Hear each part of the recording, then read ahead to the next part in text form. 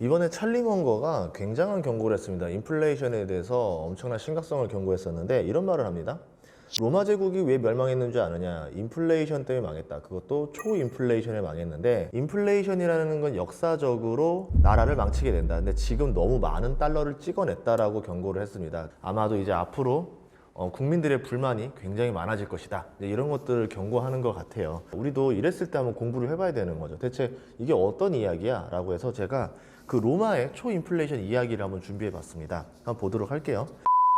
예전 같은 경우는 노예가 하나의 경제의 중요한 축이었었죠. 그럴 수밖에 없는 게 이 정복 전쟁을 통해서 노예를 확보하고 이걸 가지고 농업에 대한 어떤 생산량을 확보하는 게 경제 활동이었었어요. 부를 수탈하고 전쟁 포로를 가져오는 게 이제 우리가 전리품이라 말을 했었죠. 전리품이 꾸준히 들어와야지만 보상을 해주고, 이 보상을 해주니까 군인이 또 양성이 되는 거고, 계속 또 정복 전쟁을 통해서 지도자들, 귀족들이 부를 늘려갈 수가 있었습니다. 이 지중해 연안 같은 경우는 대규모로 경작이라든가 목축이 불가능한 곳이에요.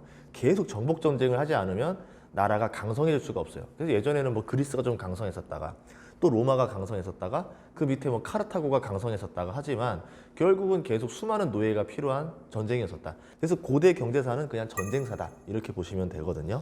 로마 제국 같은 경우도 이제 경제의 원래 방점은 농업이었었죠. 처음에는 상업이 아니었었어요. 근데 농업을 했었는데, 농업을 하다 보니까 당연히 노예가 계속 필요했었고, 계속 국가는 전쟁을 얼마나 꾸준히 할 수 있는가, 정복에 성공할 수 있는가가 중요해지겠죠.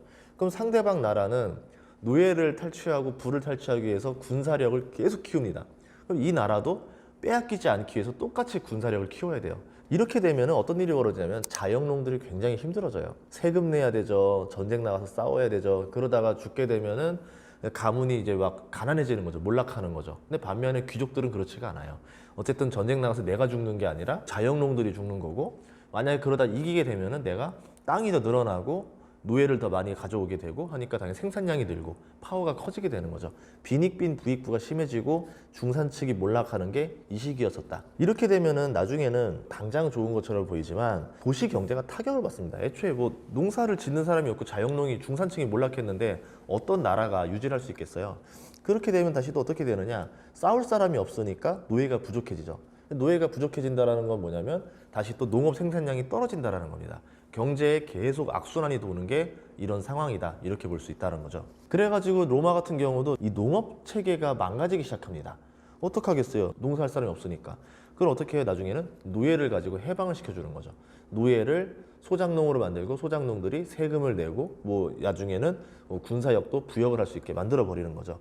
이런 식으로 해서 계속 부족한 사람들 채워나가는데, 그때 뭐 2, 3세기쯤 되니까 전염병이 돌아가지고 인구가 3분의 1이 날아갑니다. 그러면 당연히 더 노동력이 부족해지고 물가가 뛸 수밖에 없는 상황이 됐다는 거죠. 그렇게 되니까 이제 군대도 당연히 병사도 부족해지고 생산량도 떨어지니까 군사력이 약화되겠죠. 그때 로마가 잠깐 위기가 옵니다. 그러다가 로마가 나중에 다시 또 이제 부국으로 돌아서게 되는데, 그 중에 이제 대표적인 사례 중에 하나가 이제 데나리온 은화를 개발한 거예요.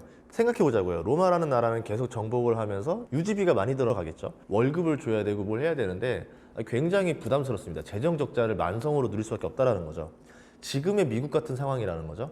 계속 군대는 유지해야 되고 돈은 부족하고, 그러다 보니까 세금을 걷자라고 했을 때 이거 귀금속으로 세금을 걷자, 금이랑 은으로 세금을 걷자라고 해서 이제 그렇게 되는 겁니다. 그러면 세금 걷은 걸 뭐 합니까? 이거를 가지고 다시 화폐로 만들어서 월급을 주고 비용을 쓰게 되면은 이제 물물교환 시대에서 화폐 경제 시대로 바뀌는 거죠.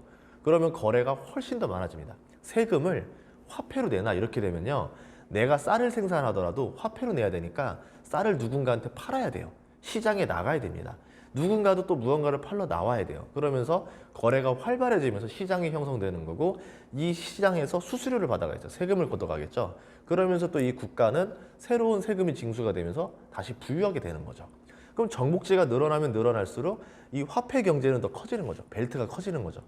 이게 나중에 신자유주의가 된 다음에 FTA를 맺고 이렇게 되면서 점점 이 벨트를 늘려나가잖아요. 그게 똑같다라고 보시면 돼요.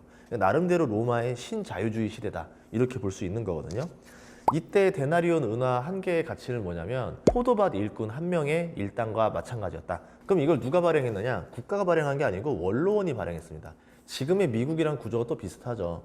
국가가 달러를 발행하는 게 아니라 연방준비위원회라는 은행들의 연합체가 이제 주인이잖아요. 여기가 또 발행을 하죠. 물론 뭐 공공의 목적 위주로 활용을 하긴 하지만 어쨌든 그런 구조가 비슷하다라고 또 생각해 볼 수가 있습니다. 이렇게 해서 무역이 활발하게 되면서 이제 어느 정도 이제 경제가 살아나려고 할 때 이 카이사르라는 사람이 있었잖아요. 카이사르 유명하잖아요. 천재.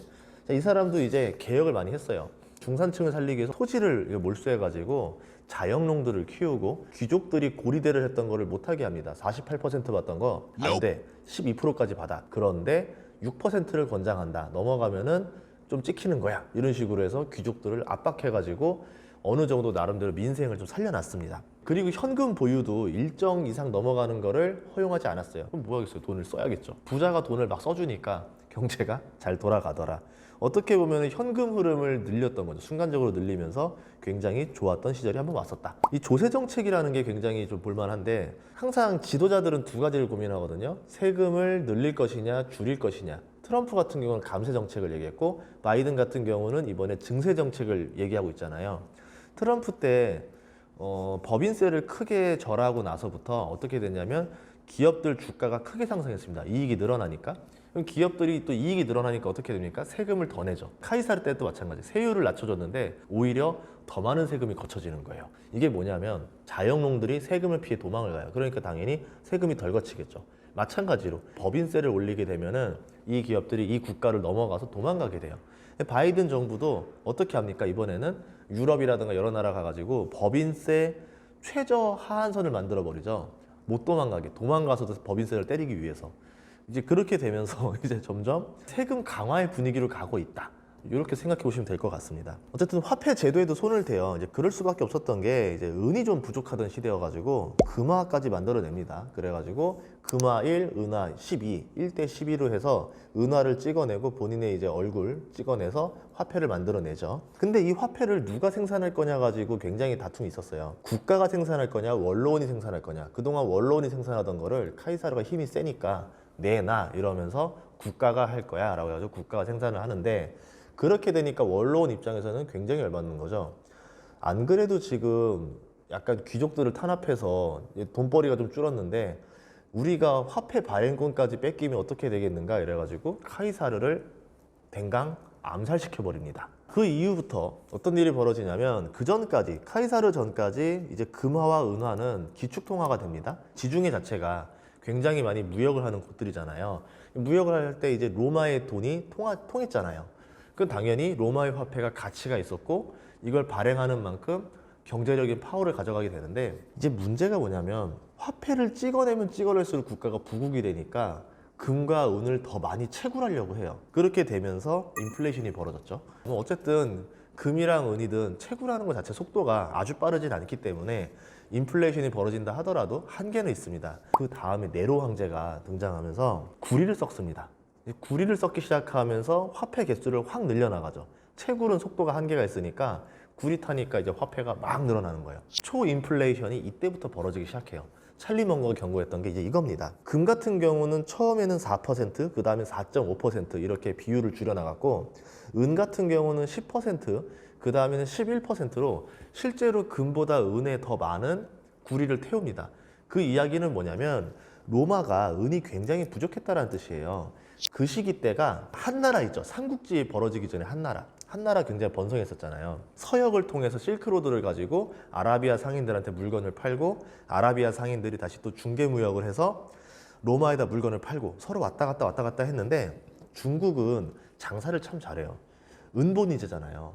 근데 항상 중국에서 사고 싶은 게 있어요. 그 비단. 그래가지고 이걸 사오다 보니까 세상의 은이 중국으로 굉장히 많이 넘어갑니다. 그래서 로마 자체는 은이 부족했었어요. 그래가지고 은에다가 더 많이 구리를 탔었다. 이렇게 볼 수 있다는 거죠. 서민들이 더 많이 쓰는 은화에다가 구리를 태우니까 이 인플레이션은 체감적으로 더 빠르게 왔다는 거죠. 당연히 눈치 못 채겠어요. 이제 알겠죠. 트라이아누스 황제 때부터는 은을 15% 줄이고 아우렐리우스 황제 때는 25% 줄이고요. septimius 황제 때는 45% 줄이고 카라칼라 황제 때는 50%까지 은을 줄였습니다. 그 다음에 이제 세베루스 알렉산데르스 제위 때는 은 함유량을 25%로 줄이니까 이제는 뭐 은이 거의 없는 거죠. 나중에 244년이 됐을 때 데나리온에 같은 은 함유량이 이제 5%밖에 안 남았어요. 95%가 구리입니다. 당연히 초인플레이션이 벌어졌겠죠. 20분의 1로밖에 안 들어가니까 당연히 화폐 가치도 이제 20배 이상 뛰어가는 겁니다. 대표적으로 사례가 하나 있었는데요. 220년에 밀이 1부셸, 그러니까는 27kg, 이게 200데나리온이었는데 344년, 200만 데나리온으로 가격이 10,000배가 튀어 올랐습니다. 144년 만에 물가가 10,000배가 올랐다는 거죠. 달러 같은 경우도 지금 1,900달러잖아요. 금이 1온스당. 그런데 1970년 당시에만 해도 1온스가 35달러였거든요. 달러의 가치가 50분의 1 토막이 난 거라 보시면 돼요. 굉장히 빠른 속도입니다. 이런 것들을 봤을 때 달러도 어떻게 보면 시간이 지나면 지날수록 이제 가치가 떨어지고 나중에는 미국 국가에 대한 지배력에서도 위기가 올 수 있다는 거죠. 그리고 나서 3세기 말에도 초인플레이션을 어떻게 해결하려고 했느냐, 이때는 아예 새로운 통화를 발행하려고 해요. 이제 다시 새로 만들려고 하는데 그것도 이제 쉽지가 않습니다. 결국 어떻게 됐냐면 나중에 나 이제 그냥 금화 은화 안 받을 거고요, 현물로 주세요. 그냥 소금이든 쌀이든 밀이든 이걸로 주세요라고 하면서 현물로 받아요. 근데 결국은 몰락으로 가게 되는 계기가 되는 거예요. 그렇게 되면서 어떻게 되느냐, 군사력이 이제 뚝 떨어지게 되죠. 식민지를 지배했는데 거기에 주둔군을 많이 못 넣게 돼요. 그러니까 주둔군이 부족하게 되고 그쪽에서 반란이 일어나는데 통제가 안 됩니다. 도적이 들끓게 되겠죠. 그러면 점점 사람들이 살기가 어려워지는 거고, 그러면서 국가의 힘은 점점 더 줄어드는 거고, 중앙 집권의 힘에서 지방, 영주들의 힘이 세집니다. 왜? 이제 먹고 살기 힘든 사람들이 어디로 옵니까? 영주들한테 가서 살려만 주세요 이러는 거죠. 특히 상인들, 먹고 살 게 없으니까. 그러면 어떻게 합니까? 그래, 그럼 나의 소장농이 되라 이러면서 세금을 걷게 되겠죠. 영주들은 인구가 늘어나기 시작하면서 힘을 가지게 되는 거고, 국가는 점점 조세력이 떨어지면서 망하게 된다. 그럼 결국 나중에 어떻게 되냐면 용병이었던 바바리아인들이 있어요. 이제 게르만족들한테 월급조차도 이제 어려워지기 시작하니까 이 사람들도 부족분을 충당하기 위해서 뭐 합니까? 약탈을 하는 거예요. 군인이 자기 지역을 약탈해 버립니다. 그렇게 되면 이 지역은 망하는 거죠. 그러다 어떻게 돼요? 나중에는 창을 거꾸로 들어서 로마라는 제국을 멸망시키게 된다는 거죠. 그럼 찰리 먼거가 했던 얘기가 그대로 되는 거죠. 초인플레이션은 굉장히 문제가 있다. 지금 달러를 많이 찍어내고 있는데 이건 앞으로 문제가 될 것이다. 민주주의를 해치게 될 것이다. 여러분들도 이렇게 보시면서 아, 이게 정말 남의 이야기가 아니구나, 조금 있으면 현실로 올 수도 있겠구나 라고 이제 좀 경각심을 가지고 여러분들이 경제를 활동하실 때 참고했으면 좋겠습니다. 참고로 어떤 정부도 이제 경제력을 제대로 유지하지 못하면은 나라의 힘이 빠지게 되고 결국은 국민들이 힘들게 된다는 거죠. 그래서 나라가 잘 살아야 되고 국민이 잘 살아야 된다는 게 그런 말입니다. 우리 역사적으로 봤듯이 가장 전성기 시절은 뭐냐면 국가도 부국강병을 누리고 서민들도 잘 먹고 잘 살던 시절, 중산층이 많던 시절이 가장 전성기였던 거예요. 저도 대한민국의 전성기가 오기를 바라면서 이렇게 찰리 먼거의 교훈을 토대로 로마의 이야기를 전달해 드립니다. 다음 시간에도 좋은 정보로 찾아뵙도록 하겠습니다. 구독과 좋아요 부탁드릴게요. 고맙습니다.